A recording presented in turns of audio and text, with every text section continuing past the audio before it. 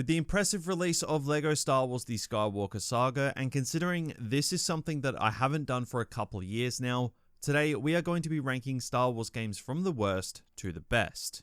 Or more specifically, least best to best, because there are over 100 Star Wars games out there over the years, and some of them shouldn't even be spoken about, and some of them are in the general GOAT conversation for video games as a whole.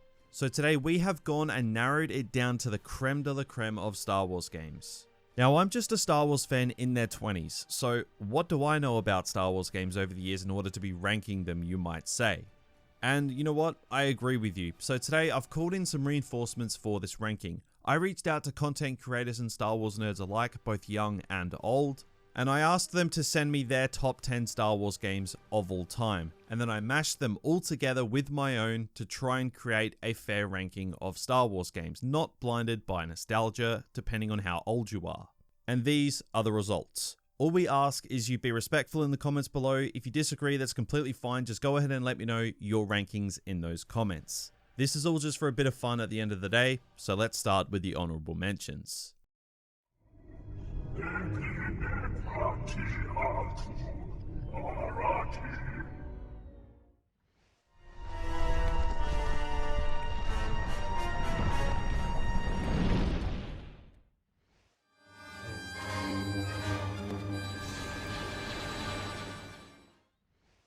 Red 9, standing by.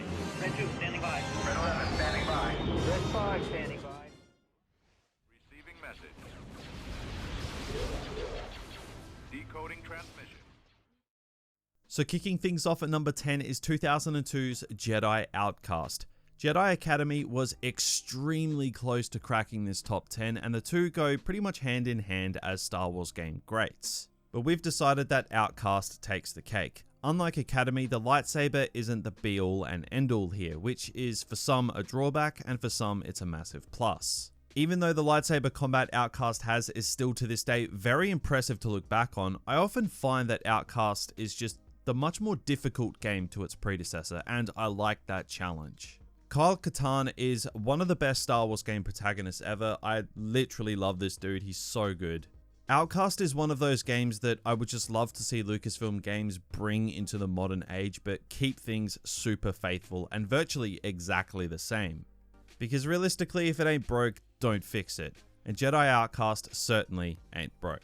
And it is without a doubt one of the best Star Wars games from a golden era.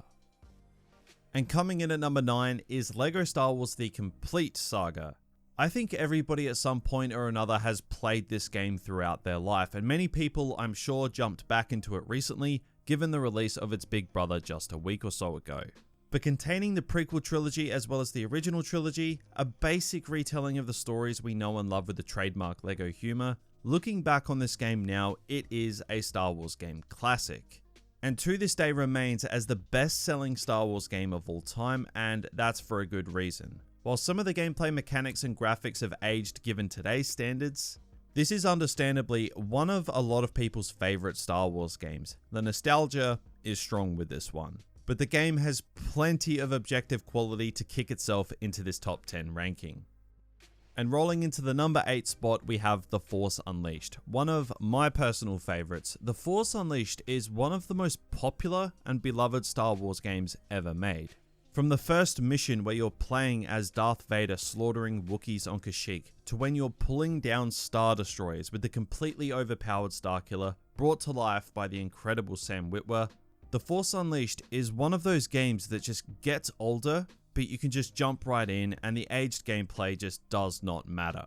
Given the fact that everything these days needs to fall into line with the official Star Wars canon, it's nice to jump into The Force Unleashed, which of course is no longer canon, and just enjoy the stupidly OP powers, as well as the interesting story set between the events of Episode 3 and Episode 4. And you know, just have a little bit of guilt-free fun. I absolutely love this game, and if we don't see Sam Witwer's Starkiller introduced into the official Star Wars canon soon, I'm not going to be very happy. This dude deserves a canon debut. Probably just tone down the Star Destroyer level force powers though. And coming in at number 7, we have the original Star Wars Battlefront. Look, not many people look back on this game and have a bad word to say about it. This, after all, is the game that kicked off one of the biggest Star Wars game franchises of all time. Whilst this game's predecessors absolutely improved on certain elements like adding heroes as playable characters as well as more maps, characters, modes, etc., this game walked so the rest of the franchise could run. And for its time, it was a really big deal, and this game isn't just a great Star Wars game, it's an iconic one. This game was so ahead of its time, and it's one of the most important Star Wars games we have ever seen, and absolutely one of the best. But moving on to number 6, we have Star Wars Battlefront 2, this time round being EA's controversial version. Now, this game's reputation saw some serious recovery as it was probably the most controversial video game of all time in 2017 and early 2018. But by its end in 2020, not only had the reputation recovered in a big way, but when the game came to an end, it was seen as EA absolutely robbing fans blind of one of the best Star Wars games ever made. Combining all three eras of Star Wars with over 20 playable heroes, maps from all corners of the galaxy, Battlefront 2 was and still is the main multiplayer Star Wars game experience. It's not perfect and there is absolutely content that is missing, and it's probably going to go down as one of the biggest wastes of game potential of all time. There was a single player campaign which received pretty mixed reception, but it did have its nuggets of brilliance sprinkled throughout it, to be fair. But Battlefront 2 is fondly looked back on positively by fans that stuck with it. So much so, petitions with over 100,000 signatures to bring the game back went viral. The only people that really tend to crap on this game these days are the ones that probably picked it up on day one when it was a joke and then buried their head in the sand for nearly 5 years. Battlefront 2 by its end was without a doubt one of the best multiplayer Star Wars experiences that we have ever seen, but it could have been so much more. And that leads us on to the halfway point, and at number 5 we have LEGO Star Wars The Skywalker Saga. The brand new game from TT Games that ultimately was a modern take on what was already an incredible game, the complete saga. Not only did TT Games manage to deliver an abundance of Star Wars content from all three canon eras, as well as a soft retelling of each of the 9 main films, it managed to get Star Wars fans excited about Star Wars games again. A lot of people have thrown claims out there like this is the best Star Wars game ever, or it improves tenfold on the complete saga, and that could be all hype talking because this game is brand new, but I think 99% of people can attest to this game being just one hell of a game. With graphics that do justice to even the most realistic portrayals of fan favorite Star Wars locations, hundreds of playable characters, huge advancements in the gameplay, LEGO Star Wars The Skywalker Saga was just a flat out home run from TT Games. And as of now, it is gaining absurd amounts of praise from critics and fans, and is without a doubt one of the best Star Wars games we've seen in some time. And now moving on to the number 4 spot, we have one of the key pillars to LucasArts' golden era of Star Wars games, that being Republic Commando. Released in 2005, Republic Commando told us the story of an elite squad of Republic Commandos, played from a first-person perspective. This is one of the most iconic Star Wars games of the era, and it's for a good reason. Just the idea that LucasArts were getting so creative with their games that they made a tactical FPS based on clones, which weren't even seen in the movies, is just awesome. And the fact that the game turned out as good as it did is a true testament to the development team, and whoever came up with the idea to have the first-person perspective be from inside the helmet of the Commandos, just genius. Republic Commando still holds up reasonably well to this day. I played it just a few days ago and I was very impressed with how well it held up. And I really do hope that Lucasfilm Games have some plans in future to revisit this game, as it goes down as one of Star Wars games' best. And coming in at number 3, we have Star Wars Jedi Fallen Order. Now, this is probably my favorite Star Wars game ever. Do I think it's the best one? No. But is it my favorite? Yeah, it is. Jedi Fallen Order's release in 2019 shocked critics, it shocked fans, it shocked EA. It just went to show that if you made a good Star Wars game that was actually complete when it was launched, then it would do well. Who would have thought? Fallen Order brought us the simple canon story of Cal Kestis, a Jedi Padawan escapee trying to stay hidden from the Empire post Revenge of the Sith, with Inquisitors right on his tail and an incredible climax with Darth Vader stepping in. If you didn't get chills in this scene, then I'm sorry, but you are actually not human. Fallen Order's worlds were just vibrant, they were fun to explore, they felt fresh with tiebacks to deeper Star Wars canon from the prequels and the Clone Wars that would have pleased even hardcore fans.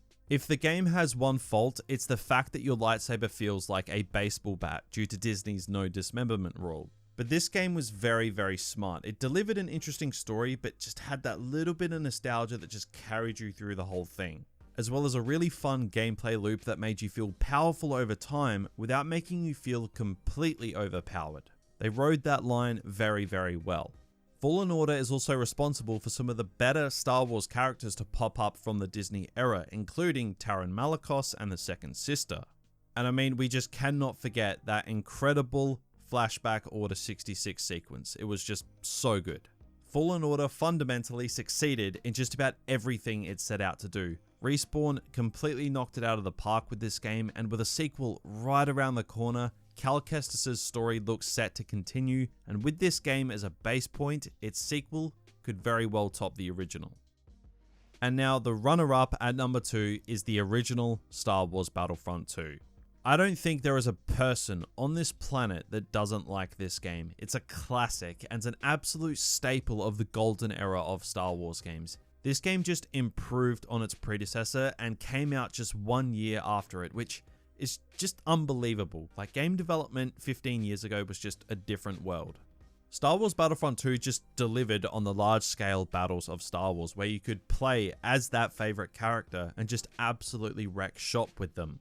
It's so fun to this day to go back into this game, jump onto planets like Mustafar or Coruscant, and just run around and have some mindless fun. It's fair to say that if EA's Battlefront 2 had the content that this game had, it would have been one of the certified GOAT games. But it didn't, so we still have LucasArts Battlefront 2. Not to mention, this game's campaign playing from the point of view of the clones is just such a good idea for a Battlefront game to have on the side. This game is basically every prequel fanboy's dream, but there is of course some love there for the originals, and modes like Wampa Hunt, just such a cool and fun concept. I love this game, it's one of the absolute classics, and it comes in as the runner-up. So at the number 1 spot as the best Star Wars game of all time, there was only one that it could have been. It's not exactly a hot take to regard the Knights of the Old Republic as the best Star Wars game of all time. Knights of the Old Republic is BioWare's 2003 masterpiece that to this day many people still regard as not only the best Star Wars game of all time, but a lot of people consider it to be one of the best RPGs of all time, one of the best games of all time. When it comes to Star Wars game stories and characters, it's pretty hard to go past KOTOR. Now, it's fair to say that some of the gameplay has aged, but I mean, the game is nearly 20 years old, which is actually kind of depressing. But I do love the combination of action and strategy that this game possesses. But this game just confirms why Disney need to be exploring the Old Republic more and more. The potential of this era is just perfectly showcased in this game. For me, this game has always been about its characters though. Malak, Revan, Bastila, just so damn good. Knights of the Old Republic continues to be regarded by many as the best Star Wars game of all time, and it's going to take something unbelievably good to dethrone it in our eyes. Can Aspyr do the impossible when they attempt to remake the game for a modern audience? Only time is going to tell. So, those are our Star Wars game rankings, including the brand new LEGO Star Wars The Skywalker Saga. Let me know down in those comments below your thoughts and your rankings. It's completely fine and completely natural if you disagree with these rankings. All we ask again is just be respectful in the comments, and if you enjoyed the video, be sure to drop a like below, subscribe to the channel for all things Star Wars games. But that's going to do it for us today. Thank you for watching, and have a good one.